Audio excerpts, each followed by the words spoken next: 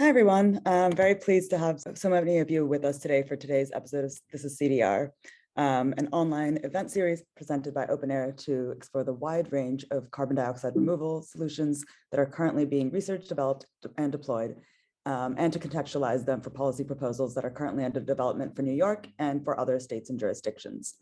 Everyone, please feel free to introduce yourself in the chat if you haven't, and tell us where you're zooming in from. I'm Megha Raghavan, normally based out in London, but currently very happy to be in California, where I work on policy advocacy work with OpenAir. As a quick background on OpenAir, we are a distributed volunteer network dedicated to the advancement of carbon dioxide removal solutions, which are essential to solving the climate crisis. Our growing global community collaborates on shared open source missions in the areas of policy advocacy and CDR research and development. We'll put links to our website and Twitter in the chat, so please follow and join us there. Most of you are familiar with carbon dioxide removal, which is the practice of capturing CO2 from the atmosphere and storing it safely for a long period of time in the geosphere, or the ocean, or in long-lived products. When considering CDR as we are today and with this series, it is essential first and foremost to emphasize that CDR is not in any way an alternative to reducing emissions. We have to reduce global emissions and decarbonize our economy as quickly as possible, full stop. That being said, every credible climate forecast out there, including in very stark terms, the most recent IPCC assessment report shows that CDR will be required at the gigaton scale, so billions of tons per year, by mid-century in order to counteract those emissions that are difficult or inequitable to abate and to ultimately start removing the tremendous excess of CO2 that's already in the atmosphere so that we can restore our climate to a safer and healthier state. If you're new to CDR, our previous This Is CDR sessions are a great place to start. So we'll put a link to those recordings on OpenAir's YouTube channel in the chat, along with the link to the CDR primer, which is a great and comprehensive resource if you really want to dig in. And of course, we're here today to learn more, and we'll be continuing these sessions weekly on an ongoing basis in the new year. Just as some context as to the policy proposal I alluded to earlier. So that proposal that we're talking about is the Carbon Removal Leadership Act, which is a state-level CDR procurement policy that provides market support to scale up CDR. It is standards-based and it's centered on equity and environmental justice. And we're very happy to announce that it's being introduced in New York by Assembly Member Patricia Fahey, and also coming soon to California, Washington, and a few other states. So if you're interested in learning more about that, again, please join us and get on our Discord. The links are in the chat, and we'd love to have you get involved. I'm now going to hand over to my OpenAir colleague, Irene, who will introduce our speaker today and get us started. So Irene, over to you. Thanks, Megha. Hi, I'm Irene Polnyi. I'm based in beautiful Brooklyn, and I support OpenAir's advocacy efforts in New York. I also conduct research on promising ocean-based ideas for our climate crisis. So this conversation is particularly interesting to me. Some housekeeping notes before we get started. Our format will be about a 15 to 20-minute presentation from Mike. That will be followed by a few prepared questions from our OpenAir community. And then I will help moderate the questions coming out of the audience Q&A. So as Mike is presenting, if you have any questions, go ahead and type them into the Zoom Q&A box, not the chat. That'll help us stay organized and make sure that all of your questions are answered. The event is being recorded, and we'll send the video link to everyone who registered. It'll also be posted on OpenAir's website and YouTube channel. We'll also be live tweeting today's event. So if you see that there's a Twitter link in the chat, go ahead and feel free to follow along. And if you tweet about it, use the hashtag This Is CDR. And now for the main event. Mike Kelland is CEO of Ottawa-based Planetary Hydrogen, having transitioned from a long career in software back to his environmental roots. In addition to being a seasoned entrepreneur, Mike is an avid canoeist, fisherman, and hiker. Mike, take it away. Thanks, Irene. All right, let me share this up here and let's get jumping in here. So as Irene said, my name is Mike Kelland. I'm CEO at Planetary Hydrogen. I'm joined today by Dr. Greg Rao, who is one of my co-founders at Planetary Hydrogen and our CTO. So Greg's going to help us out with questions, and he's the brains of the operation. So he's probably much better suited for that than I am. So let's jump in. So I probably don't need to say this, and I think Megha said it right at the start, but we're not going to heal the climate with CDR alone. The number one task is emissions reduction. We have to take our emissions down to a point where CDR is really going to matter and make a difference. And I think that's a narrative that we have to keep saying, because it is absolutely critical to understand that that's really important. But then we have to do removals. We have to take up to 10 gigatons per year, starting in 2050, out of the atmosphere in order to hit that 1.5 degrees Celsius limit. But something we don't talk about enough in the CDR circles, I think, is that we're already experiencing those impacts of climate change. And they're going to get worse before they get better. We can't, turn off the tap of our emissions quickly enough, and we can't mop up the emissions that we have in the atmosphere quickly enough to eliminate the impacts that we're going to feel from climate change. And the people that are most heavily affected by that are those in the global south, our indigenous populations around the world, and really those who have done the least to cause the problem. So while removals and reductions will eventually help those people, we critically need solutions that support their adaptation to a changing climate. And that's really, really critical.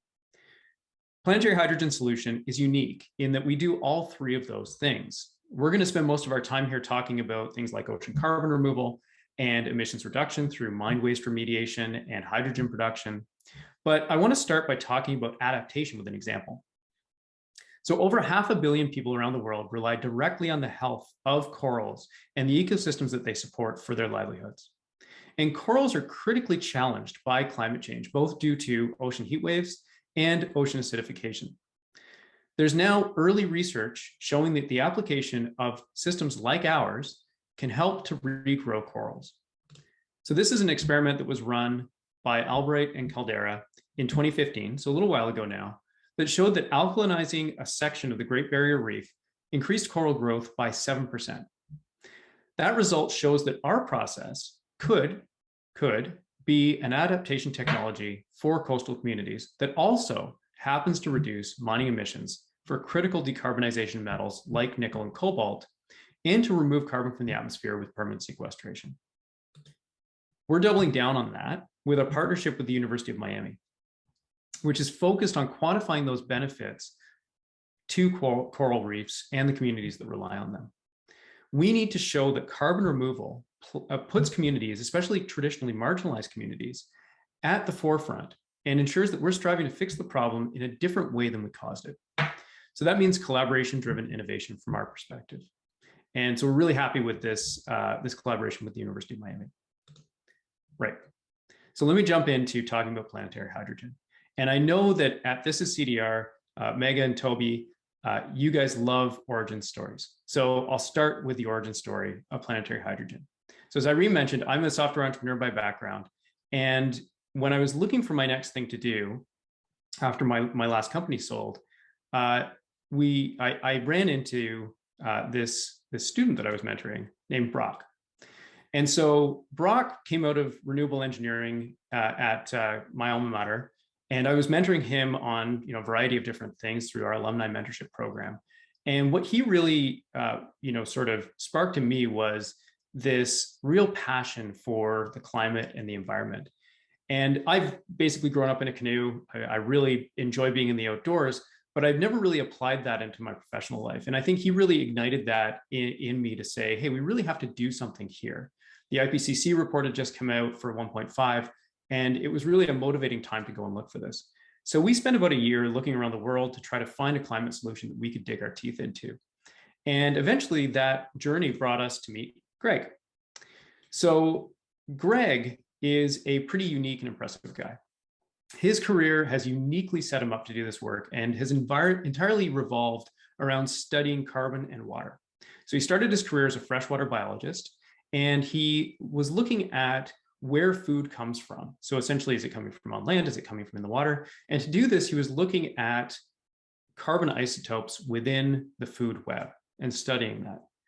And while he was going through and doing all that research and building a name for himself in understanding these food webs, in the marine world, these amazing things called benthic vents were discovered. These are really hot vents and deep in the ocean, on the floor of the ocean, that have these really wild ecosystems around them that don't exist anywhere else on Earth. There's sort of very interesting species and things that have adapted to living at very, very high pressures, low light, deep conditions around the heat that's coming out of the ground underwater.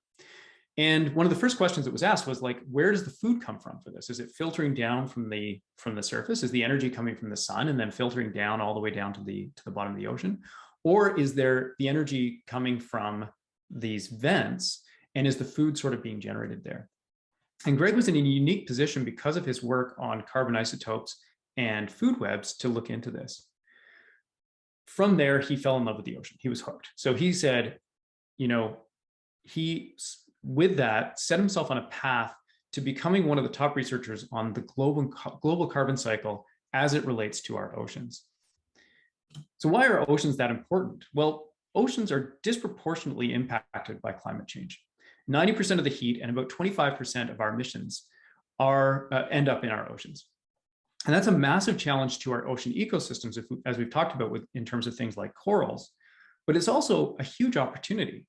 If we can employ the oceans and their massive impact and massive role in the carbon cycle on Earth, then we have the highest leverage way to have an impact on climate change. So through Greg's research, he came to understand that power of the oceans in the natural carbon cycle. About 88% of the carbon on the Earth's surface lives in ocean chemistry. It's the most natural home for carbon on the planet, and it's where Mother Nature really is going to push all of our excess carbon over time. So how does it get there? Well, effectively, you have rain that dissolves CO2, and as it dissolves that CO2, it forms a mild acid. That mild acid ends up falling onto rocks around the world, which are mildly alkaline or alkaline rocks. That weathers off the top layer of the rock and forms a bicarbonate. You can kind of think of it like baking soda. That ends up in rivers and streams and flows out to the ocean. And that's where all of this sort of carbon influx into the ocean ends up happening. Over time, that process, that natural process, is going to solve climate change, but it's going to take millennia to do so. It's going to be just way too long. And so we need to figure out, you know, how to speed that up. Now, I can hear people whispering in the back here, and they're saying, wait a second, you're not talking about biology at all here. You're not talking about trees or seaweeds or mangroves, but you're calling it natural.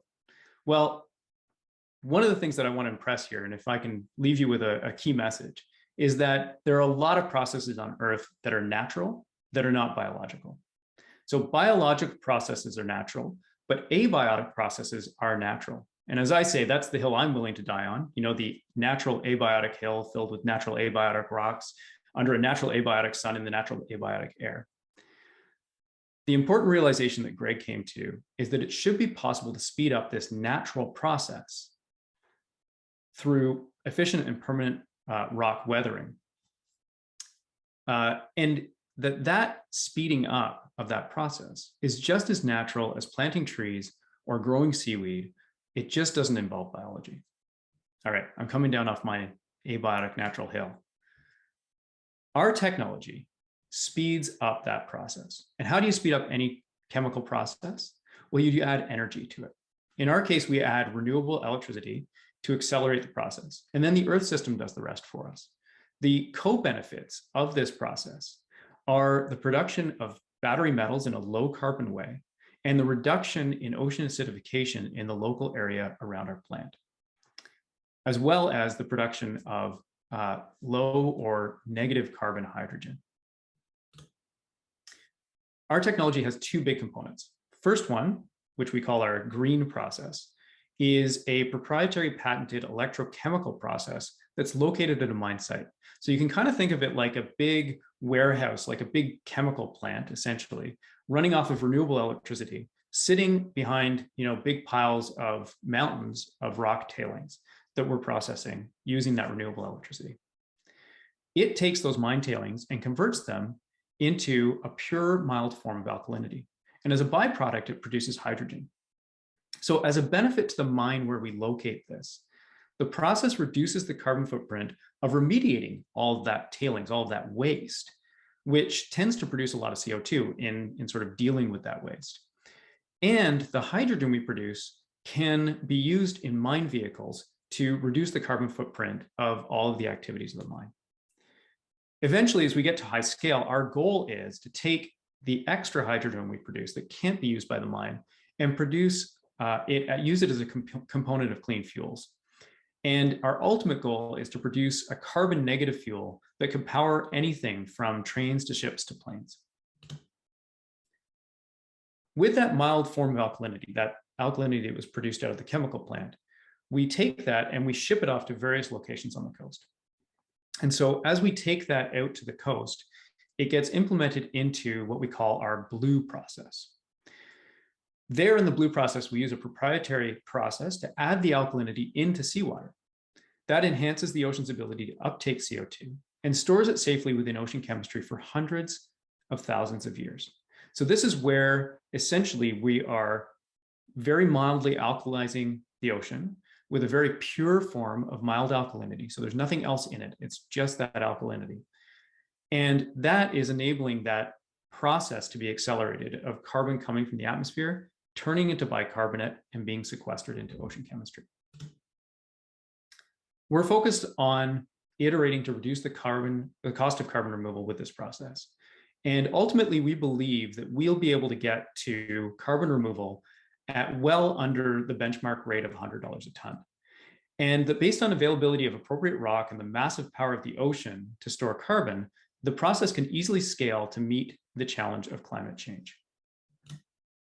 Our ambition is to remove a gigaton of CO2 annually by 2035. And that's massive. It's absolutely huge. A gigaton is a mind-boggling amount. It means deploying technology at a phenomenal scale on every continent of the world and working with a wide cross-section of researchers, partners, governments, and communities. And we're building our team to match with business people, technical leaders, policy experts, and others. We're all working to make the technology work at real-world scales and at the 3 different pilot mine sites that we've identified. But our small team's biggest impact is going to be how our work catalyzes activity in this space with our partners. So for example, we're working with Dalhousie University in Halifax with a top-tier team of ocean chemists, marine biologists, and physical oceanographers in order to understand the safety, the effectiveness, and the ultimately distribution of the alkalinity that we're putting into the ocean. In the UK, we're working in the southwest of the UK to understand how different forms of alkalinity addition can be effective for this process and how that will be distributed within the ocean. And then we're working, as I said, with the University of Miami on corals as well. The bottom line is that in order to keep warming below 1.5 degrees Celsius, we need to do these 3 key things. We have to radically reduce our emissions, and that's non-negotiable. Nothing we do on removals is going to make a difference without that reduction. But second, we need to permanently remove hundreds to thousands of gigatons of CO2 from the atmosphere. From our perspective as a business, the market for these removals, while it's small today, has the potential for massive scale because the challenge is absolutely massive. So what we're hearing in the market is that removals could be, from a voluntary perspective, a $50 billion industry by 2030, and could grow up to $1 trillion a year by 2050 if you assume that we're going to have to take out 10 gigatons per year at $100 a ton. So that's a huge future opportunity for technologies that work. And these research and development cycles are really, really long. So while it looks like we have a lot of time to focus on reduction before going to removals, if we don't invest properly now, at the same time as reducing emissions, these technologies will not be ready by the time we need them. And that's really, really critical. So Planetary Hydrogen, to close out here, we're unique in our approach. We're focused on helping communities to adapt using our technology. We enable mines that are producing the metals we need in a net zero world to decarbonize their operations. And we're focused on gigaton scale removal. So if you want to learn some more and meet some of our team, you can check out our website here, planetaryhydrogen.com/AGU. And you can see a little video that we put together for the AGU. I think it turned out really well and gives you a little bit of meet the team and a little bit of background, additional background on the company. So I think we've got some questions coming in. And I'll hand back to Irene. or Megha. Cool. Yeah, we have a few prepared questions that came from our community that we'll start off with, and then I will get Irene to do the ones that are starting to come in from the audience. So for the first one, could you just talk a little bit about the life cycle analysis of your process and kind of, what that looks like start to finish with the process that you've developed? For sure, yeah. This is a huge focus for us. It was interesting yesterday, yes, it's been a long week already. We were on the XPRIZE carbon removal call, and one of the things that the technical lead on there said was, when you think about these carbon removal solutions, you can't just sort of say, well, we're magically getting, alkalinity from somewhere that, is just going to be a feedstock to the process. You have to include that in how you're thinking about stuff. So we've designed our system entirely for scale. When we think about the process, we are effectively dealing with, for example, the acid that comes out of the process. So acid is when we do any kind of electrochemistry, you also have an acid and a base. One of the problems within carbon removal is you need phenomenal quantities of base, and you have to get rid of your acid. So our process doesn't produce any acid. It's fully inside the loop, and it uses that as in the cycle. Within where we deploy, our pilot site is sitting on about 800 million tons of appropriate rock and has 100% renewable energy on the grid. And that's the joy of working in certain parts of Canada. But, really we're working to reduce the LCA of the process across the board at every different sort of section of what we do. And ultimately, I think we'll be pretty successful that the LCA of the process will probably only affect, even including embodied carbon in the plant and everything like that, will probably only affect about I would say less than a 10% hit on our total, like gross carbon removal to net carbon removal, if you will. Right. Okay. Amazing. And you mentioned, I know, like the fact that you don't really produce acid and those kinds of byproducts that can often be an issue. Are there other byproducts of your process that you then have to deal with down the line? So the byproducts that we have, I can tell you exactly kind of what they are, is the battery metals that I mentioned, sand, essentially, and hydrogen. Okay. And so, when I've done the math on this, a gigaton of carbon removal with our process, say we get there, the total scale of hydrogen we produce is about 16% of the global market. So it's a lot, but it's not so much that we have to deal with it. And because hydrogen, is sort of something that you can just vent to the atmosphere if you do need to get rid of any of it, and hopefully we don't because we need it for decarbonization purposes. It's really not a problem. It's not like an acid where I have to actually deal with it. The same thing for sand, right? I mean, sand, you just push in the pile and you're probably pretty much okay.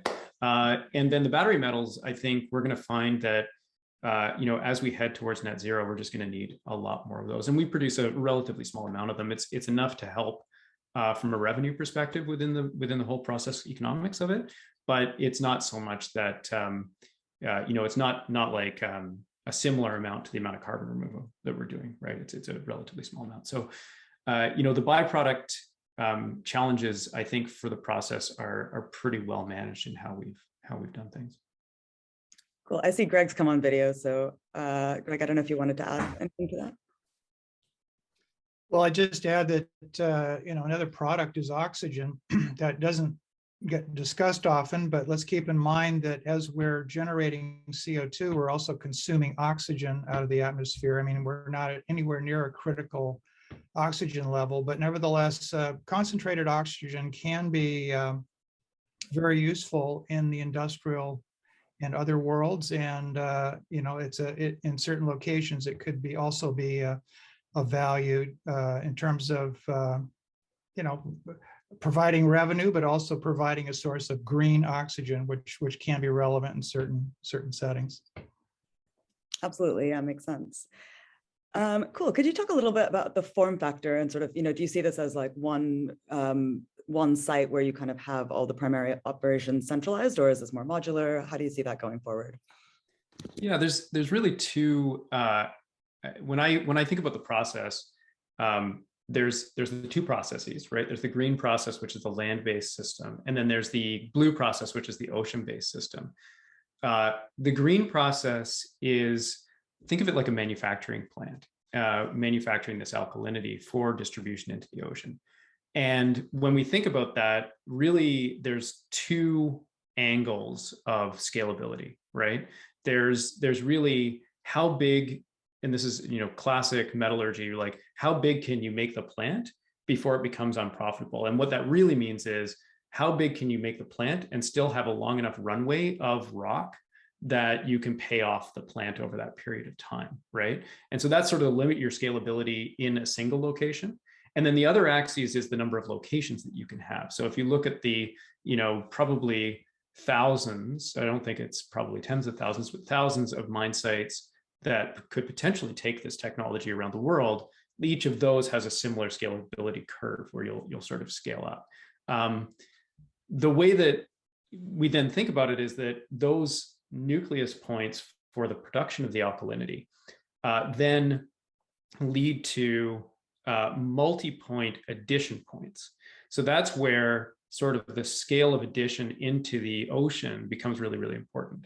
And scale of addition into the ocean really comes down to, kind of how big's your pipe, what are the kinetics of the ocean around you, how quickly does it distribute, and all of those kinds of questions. And so, to me, it's sort of like you've got these plants that are appropriately located, and then you have a variety of sites that you're going to go to in order to distribute the alkalinity. That makes sense. Could you also talk a little bit about the MRV and how that works in this type of process? I know, in something like DAC, it might be a bit more discrete, whereas I'm assuming you guys will rely a bit more on sampling and kind of basing it on lab results. So how does that work? Greg, do you want to take that?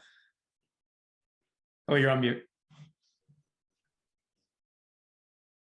Sorry, I was looking at the chat, so I was distracted. Could you repeat the question? Yeah, the question is just on MRV and how that works with your process, what kind of, sampling results or other types of measurement. Right. Well, certainly MRV is a huge part of what we need to do. And we're actually starting from zero here because no one's really done this before. So first off, we need to carefully think about, conceptually how this might work. Build a sort of a framework of how we would go out and measure this and where and when and with what instruments, et cetera, sort of building on our current knowledge of sensors and ocean chemistry and how conventional oceanography is done. Then go out and try that to see if if this actually works, and obviously reiterate as we go. So to my knowledge, no one has really done MRV of this type anywhere, really, for any ocean CDR approach. I mean, perhaps ocean fertilization has touched upon this with the many oceanographic experiments that have been done with iron fertilization. Clearly, they've got to go out and prove, that carbon's being absorbed and what happens to it. Well, we need to do the same thing for ocean alkalization. And as I said, to my knowledge, no one's really done this. Maybe the Caldera group was the first to actually add a hydroxide at any scale and to actually try to monitor the results of that. Well, clearly we need to build on and that effort and to come up with a way that is reliable and ways of verifying that in fact we have safely and quantitatively absorbed X amount of CO2 and stored it safely. Makes sense. I have a couple more questions and then we'll hand over to Irene to do the audience ones. So one question is, what are the key challenges or issues you see in terms of scaling up, whether they're regulatory, commercial, or anything else? Sorry, Megha, I was looking at the Q&A. No worries. Yeah, no, the question was just on what kind of challenges do you think are going to be the biggest ones when you think about scaling up in the future? Yeah. Oh, no, that's a great question. So anything like this, there's a lot of different challenges. We've, I always say, back to the LCA question, we've made it a lot harder on ourselves than it maybe needs to be, because we're trying to incorporate that entire LCA question into what we're doing, which forces us to do, kind of the land part in addition to the carbon removal part. The fact of the matter is that Alkalinity today, if you buy it in the market, has a very high LCA, to the point where your carbon footprint of adding it to the ocean right now is probably higher than what you would end up removing in a lot of cases.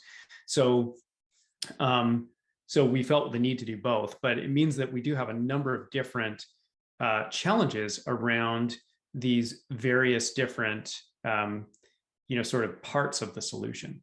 The green process, producing the alkalinity, has to do this in a almost zero carbon way, if at all possible. I mean, there's going to be a little bit, but ideally as close to zero as possible, which leads to a wide variety of engineering and technical challenges, and doing things that haven't really been done before in sort of different aspects of that. Some of it's very, very industry standard. Some of it's a little bit, strange and new and different. So scaling up those pieces of the solution is definitely challenging. We're building our IP around that and all that, but that is a slow process of scale up. Let's say, what I'm finding in the hard tech space, in contrast to the software space I came from, is that you don't sort of go from kitten to cat in this world. You kind of go from kitten to flamingo to, sort of giraffe to elephant, and it's a very different species of thing that works in the lab versus works at a 1-ton scale and works at a 500-ton scale. They're all very different. So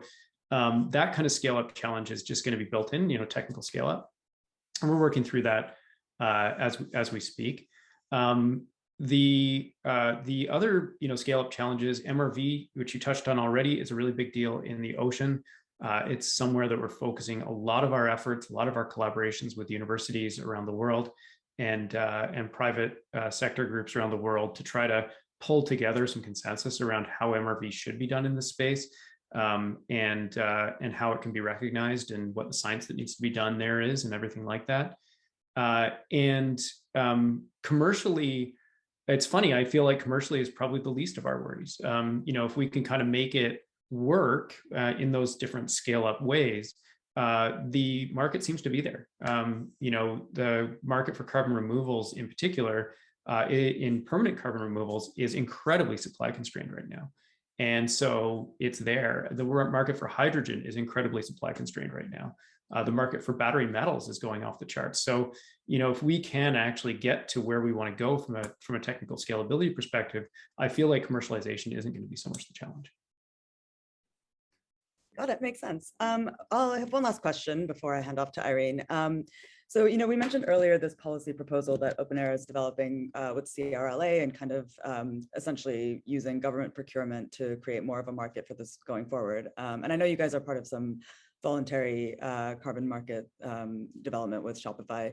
Could you just talk a little bit about what kind of role you see the government or policy playing in these markets going forward? And, as these policies do get developed, what kind of key factors and features you would be looking for to make those policies successful and work for you guys? Yeah, I mean, I think that's a hugely multifaceted question, as you know, but I think that when we look at policy, these markets, to really scale the markets for carbon removal, I do think that government has to have a hand in them, because there's a certain amount of the Shopifys and the Stripes and the Microsofts and the Amazons, these leaders in the space are doing great things. And I think doing things in a way that makes a lot of sense. But until you have some real guardrails around what is a real carbon removal, what really counts as sort of permanence and all these kinds of things, then that's sort of mandated and regulated, it's going to be really, really challenging. So there's some really bright lights on the voluntary side. I think we see sort of the Science-Based Targets Initiative and stuff like that is great. But I think that from a policy perspective, governments are the ones who have to say, okay, well, we have to stay on the 1.5 curve, right? And you're not allowed to sort of mess around with that. You're not allowed to go burn a ton of fossil fuels and plant a ton's worth of trees. That can't be equivalent, because it's not equivalent. It's not even close to being equivalent. And so we really need to have some of those guardrails, some of those regulatory things in place. I think governments need to do some of the purchasing. I think that procurement is very, very critical in terms of what we're doing right now. In my hierarchy of funding, right, client money is the best money, procurement money is the best money. Then you come down to grant money, and then you finally go to investment money, right, in terms of what it costs you and how it works. And so that procurement is really critical, but it's critical for another reason, which is that 10 gigatons of removal that we're talking about by 2050 really is 2 sets of 5. It's 5 gigatons of removing emissions that I can't eliminate, right? And we've got to be sure that we well define what can't is, right? Not that it's more expensive, but you literally cannot eliminate those 5 gigatons, which could be purchased by things like carbon take back and stuff like that we're seeing out of the UK and some of these kinds of really interesting, initiatives. But I think the other 5, which is removal of legacy emissions, like who owns that? And I think at the end of the day, you're going to have to look to governments to say, okay, you guys have to pick this up, because it's going to be very difficult to have a company. I mean, carbon take back is really interesting, but I think there's a point where government has to buy some of that, and it's going to be really important. Great, makes a lot of sense. I'm going to hand it over to Irene now, since we have a bunch of questions coming in the Q&A, but thanks so much, Mike. And Irene, over to you. Thanks, Megha. And very helpful. A lot of those questions overlapped with the audience's questions. So I think we're on the right track. To begin, there was a pretty fundamental question around understanding the role of alkalinity in carbon dioxide removal. I thought such a foundational question, it might be good to start there. Could you clarify how the ocean's ability to uptake CO2 will increase as a result of this method? And from my understanding, the question seems to also be related to volume. So they're asking about, would you plan to dissolve a molar equivalent of the rock? Could you help clarify that? Greg, this is, I think, your domain. Sure. Well, first off, as Mike pointed out, the ocean is an alkaline environment already. And almost all of that alkalinity is contributed by carbonate and bicarbonate ions. And in that form, they're a great storage medium, but by simply adding more carbonate and bicarbonate, it's not going to increase the uptake of carbon through the surface into the ocean. You need to add carbon react or CO2 reactive alkalinity, and one of the major forms is hydroxide, as Mike mentioned. So our plan is to add this hydroxide in a dilute form, and it is a chemical that is very reactive with CO2. Hydroxide is being used in, for example, direct air capture machines right now. It's a major component of carbon engineering's capture mechanism. So we know it's well known to be a molecule that's very reactive with CO2, and it does react roughly on a mole per mole basis. It's not exactly that, because there's both carbonate and bicarbonate form. Most of it is bicarbonate, but there's a fraction that's carbonate. That's a divalent compound, so you don't quite get the mole per mole ratio there in terms of carbon uptake. Nevertheless, it's very effective, given enough time and contact with air, to absorb CO2 out of air and to form these carbonates and bicarbonates in the ocean. In effect, just adding to the already very large quantity of those compounds that are already in the ocean. So, does that answer the question, or is there some other details that I should mention? I think so. That was helpful for me. I do wonder, though, if you could elaborate on this volume question. If I'm interpreting correctly what this person might be asking, they're trying to get a sense of, we talked about mine tailings. How much are we talking about here? Mikey gave us that lovely picture of there being a plant behind a pile of this. What does that look like? Can you help us understand? Well, okay. I would say, it depends on the rock and whatnot, but you're going to need, maybe 2 gigatons, maybe 4 gigatons of rock per ton of CO2 that you ultimately sequester. It's probably more than that. I mean, depending on the efficiency of extracting what, metals and magnesium and things like that. So it does take a large volume of rock to ultimately do this carbon capture. But the beauty is that we are blessed with more than enough rock on the Earth. We're not limited by alkaline rocks. We may be limited by our ability to extract them and process them, et cetera. But the Earth is very blessed with these alkaline rocks, and they will be used in the coming millennia to remove whatever CO2 we don't remove, over long time scales. So this really is a process, as Mike said, of speeding up nature's abiotic way of absorbing and storing CO2. And I'm not sure that answered your question, but it did. Yeah, that was very helpful. Okay. And I want to stick to alkalinity, although I'm realizing I'm starting with the very detailed technical questions, but there will be broader other questions to follow. Could you elaborate on how specifically you'll propose to discharge the alkalinity? You mentioned a little bit, Mike. Could you just elaborate on that a little more? Yeah, I can jump in on that. So, we're working through a number of different pathways for this, and I think it speaks to one of the other questions that I see here, which is around policy and permitting and that kind of thing that often comes up in these discussions. One of the things I'll mention is that if you really want to dig deep on ocean CDR and ocean alkalinity and some of the policy challenges that are out there, last week the National Academies published a report. I have a picture here. There we go. Of sort of major oceans. So Megha's got it there in the chat. Ocean CDR processes, but the chapter 2, I believe, is entirely focused around the policy challenges of this stuff. The way I see it, I'm a simple software entrepreneur, so the way I see it is that I think in terms of you can either add it through. You can either add it through, I would say, existing permitted outfalls on the coast, which is actually quite a bit larger than I think people assume. We can get to, I would say, hundreds of millions of tons of CO2 removed out of the atmosphere through pipes that exist and have permits that are already issued for the type of process that we're doing here. And there's a wide variety of those pipes around the world. So there's a lot of potential in that to get really moving and get up to a reasonable scale. Beyond that, we have to get creative, and we have a number of ideas, some of which I can't discuss here. There's been a lot of work done around adding this kind of alkalinity through ships and ships' wake. You can look up Casseri. I'm trying to remember exactly how to pronounce that name.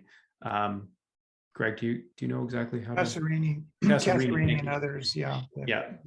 So they've done a fairly detailed study on sort of distribution of alkalinity using ships' wakes. There's a number of different sort of ways that we can go, but our perspective is that in the very near term, the easiest option is to use existing permitted outfalls that are already ready to receive the levels of alkalinity that we plan to put into the ocean and that are safe as far as those permits are concerned. Thank you for that. Sticking to alkalinity for a few more moments. Got some questions here about the alkaline solution. What type of solution is being used? So go ahead. Yeah, no, I saw that question actually. It was one of the ones that distracted me. We typically, if you could tag on to that, the source of that as well, if it's coming from rocks or industrial alkalinity sources like fly ash or slag. Yeah, so we're definitely using rocks. I can say that, but we are typically not disclosing exactly what the alkalinity is at this point in time. All of the ones that were mentioned there, calcium, magnesium, and sodium are all potentials, and in fact our process a little bit flexible in terms of what it can do, but for the moment that's not something that we typically disclose. Got it. And last alkalinity question, could you speak a little bit about the effect of this on marine life? I know you mentioned that there's a lot to still research and study and measure. Is there anything that you anticipate that could be an impact? Maybe I'll start this one and then hand it off to you, Greg, for a little bit more detail. I'll just say that, you know, in any kind of marine life exploration with something like this, you know, we can prove benefit, I think, pretty well, and we can show that we haven't found any harms. But you know, there's never going to be a point with any kind of intervention, whether it's planting a tree or putting alkalinity into the ocean, where we can prove a total lack of harms. So I think that what we're doing is we're kicking off a lot of exploration with our various research partners on the biological side.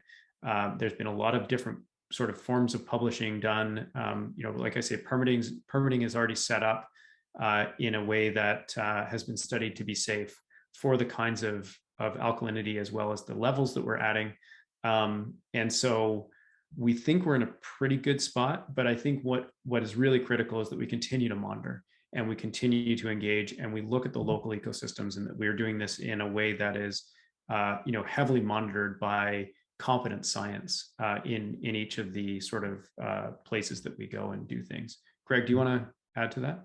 Yeah, and I would say even before we go to the ocean, we're going to be doing a lot of work in the lab experimentally to see what these effects are. Unlike ocean acidification, which has enjoyed a lot of lab and maybe in some cases field research, there's been very little done on the effects of adding alkalinity to biology. There has been a few papers, but it's certainly we need to do much more. And we need to do more at lab scale, really, to start. And then ultimately, if those look to be safe, then we want to move out and do larger and larger trials. But all of this needs to be you know, carefully looked at, because clearly we don't want to do damage by doing this. We want to, if anything, to benefit the marine environment. You know, in theory, we think we can do that because, as I said, the ocean is already an alkaline environment, and the animals are adapted to that. The question is, how much more alkalinity will they continue to thrive, and are there thresholds that we need to be aware of? The other issue is contamination. As Mike pointed out, there is an advantage of our process in that we're going to try to make the cleanest alkalinity we can to avoid other contaminants that might be present. For example, in rocks, there are a number of groups that are advocating adding alkaline rocks to the ocean, and if you do that, you always worry about the other elements or other metals that are in there that might affect the marine biology. And we're gonna try to avoid that kind of contamination by processing the alkalinity and making sure that it's safe to add in a dilute form. Yeah, I would also throw, I've thrown this up on the screen and see Megha's already got the link in there. You guys are super efficient. The Aspen Institute assembled a group of people and a wide cross section of the community and heard from practitioners like ourselves about developing sort of a framework for a code of conduct around this stuff. I think that it's a really interesting read. You know, it's just some highlights from our perspective on this is, you know, the cautionary tale of ocean interventions like this is really ocean iron fertilization, where, you know, the challenge was really that there was an unrestrained kind of and unmonitored large scale experiment that went forward. And that kind of shocked people, right? You know, you sort of didn't scale up well, it sort of just went forward, and it really led to a lot of backlash against that solution, and I think set it back a lot of years in terms of its research and everything like that. We don't want to run into the same thing with ocean alkalinity. And a code of conduct won't obviously prevent bad actors who aren't going to go through that process of being very well monitored by proper science and very careful scalability like we're talking about here. But it will allow, you know, us to, as a community, distance ourselves from bad actors and try to separate the solution and the solution space from, you know, people who are implementing it in a way that's reckless. And so, you know, sort of very supportive of this kind of initiative going forward. Highly recommend, if you're interested in ocean carbon removal, to take a read of it. And one of the things that I'll also say that I think the doc got right, and that Greg will repeat, I think, to you over and over again, is for the moment, sort of the key risk here is that we leave the carbon dioxide in the air, right? The most dangerous place in the world for carbon dioxide is in the atmosphere. And so you can't evaluate risks and harms on a one-sided basis. You can't just say, well, we can't do anything because it could cause harm, because the harm is already being caused. And so we actually have to look at it by balancing the two harms. What's the harm of leaving it in the air? And is that worse than the potential harm or the harms that are found in carbon removal solutions of various kinds? And that's really the mindset that we have to bring to this kind of thing. And the document articulates that well. So I think that's really important to keep in mind when we're thinking about all these different solutions. Thanks for that, Mike. Just keeping in mind the time, there's only a little bit left, and we got a lot of questions about the ideal site for the plant. So if I can just sort of summarize a few of them all together, and you can answer them all together. Sure. We've got questions about the ideal site location, water temperature, other requirements that you guys are looking for, as well as the types of mines, tailings, or rocks that would be needed. And maybe you can elaborate a little bit more on any pilot programs and what you're looking to learn there. Sure. So, Greg, maybe what I'll do is I'll take sort of sites for the green process, and then you can talk about the impacts of doing ocean alkalinity at different temperatures of water in different parts of the world. So, so in terms of our mine process, the ideal site for us right now is, as Greg says, there is a virtually unlimited amount of rock in the world that is suitable for the process. That's great.